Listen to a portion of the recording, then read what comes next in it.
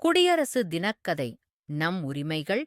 ஒரு சிறிய நகரத்தில் மாலா என்ற பெண் குழந்தை வாழ்ந்து வந்தாள். அவள் புத்தகங்களைப் படிக்க மிகவும் விரும்புவாள். ஒருநாள் பள்ளியில் ஆசிரியர் கேட்டார், குழந்தைகளே, ஜனவரி 26 அன்று நாம் எந்த நாளைக் கொண்டாடுகிறோம்? மாலா எழுந்து, குடியரசு தினம், டீச்சர் என்று சொன்னாள். ஆசிரியர் சிரித்துக் கூறினார், அன்று இந்தியாவுக்கு சட்டம் உருவான நாள்.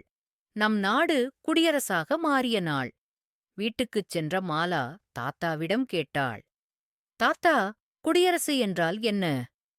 தாத்தா மெதுவாகச் சொன்னார், மாலா, இந்த நாட்டில் எல்லோருக்கும் சம உரிமை இருக்கிறது. சட்டத்தின் கீழ் அனைவரும் சமம். அதுதான் குடியரசு. அடுத்த நாள் பள்ளியில் குழந்தைகள் அணிவகுப்பில் பங்கேற்றனர்.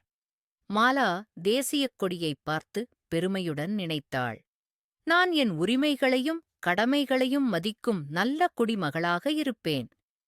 கதை சொல்லும் பாடம்.